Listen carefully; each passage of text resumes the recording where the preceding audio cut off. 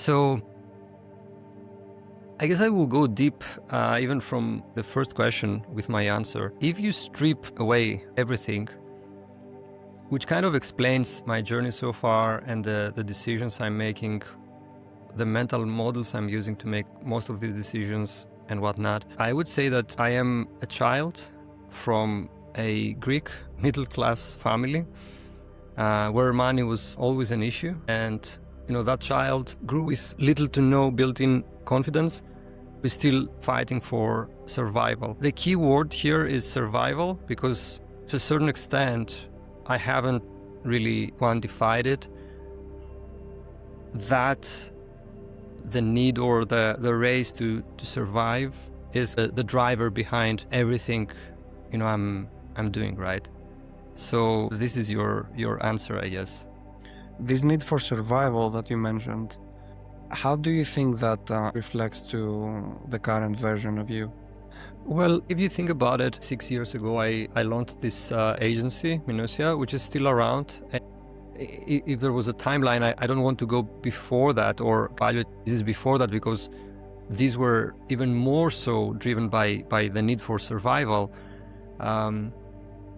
Like agencies are, in most cases, like cash flowing businesses, and this is both a good thing and a bad thing, because it's kind of like a trap, because you see money flowing in, and more money than you've ever seen in your life up to that point at least.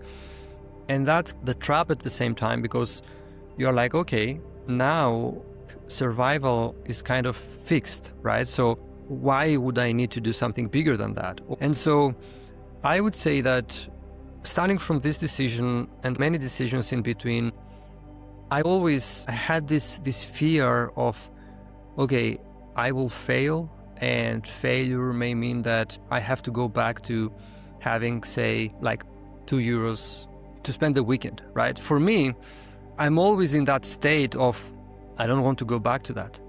And thus, many of my decisions were not as much about vision and like building something big, having a very big impact in the world and so on.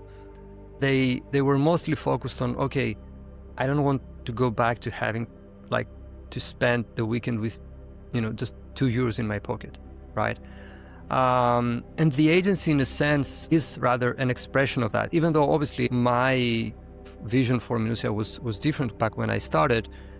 But again, this feeling of fear of like, I need to survive, permeates pretty much every aspect of your life, and as an extension, every business decision you make, from what you will build to how you talk to your clients, not firing a client that you should fire because of whatever reasons, and so on and so forth. Does that make sense?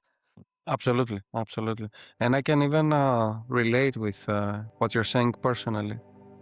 But I wanted to ask you, how do you experience present when you're holding these stress? I mean, nowadays I can't say I'm as stressed as I used to be. Well,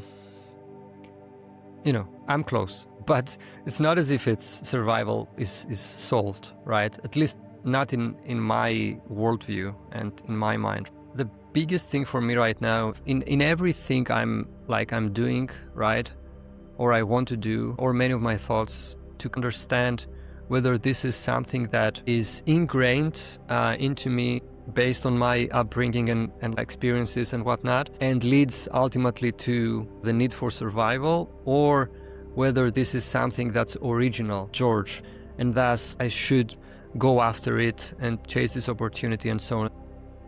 And an example is business, really, because building a business is so hard that if you're going to do it, then it better be for building something big, right? And this is one of the reasons why nowadays I've hit pause from launching businesses, because I want the next thing I'm going to do, if there's going to be a next thing, to be something original and something that's not based on the need for survival. And I want it to be something that I really like, and it is my way to have an impact and build something big ultimately. It seems though that this need for survival benefited you as well. Yeah, you could say that. Yeah, I'd because like to hear from you how it benefited you and how it backfired. I mean, the upside is that, okay, you are driven, you need to survive, so you need to do things.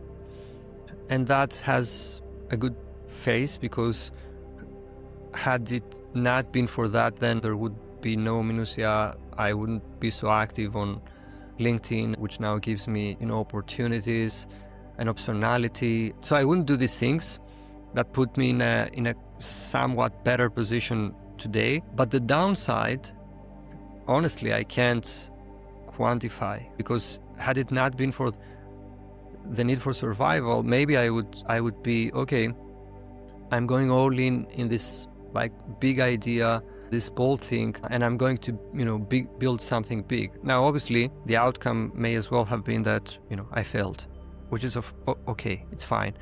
But at least I failed at trying to build something big and not trying to build something tiny, small, that's designed just to serve or alleviate my fear for survival, right? So upside I can see, I experience it every day, and it's great, don't get me wrong. I've got to a point where most people don't get, and I don't take that for granted. Downsides, I don't know. I don't know where I could have been had it not been for, decisions that were mainly driven by the need for survival. Ultimately, it's part of your identity now. We tend to build traits on top of such core feelings, and then it's hard to separate who am I, who would I be if that wasn't here. A Yeah. big chunk of my identity is tied to that, right?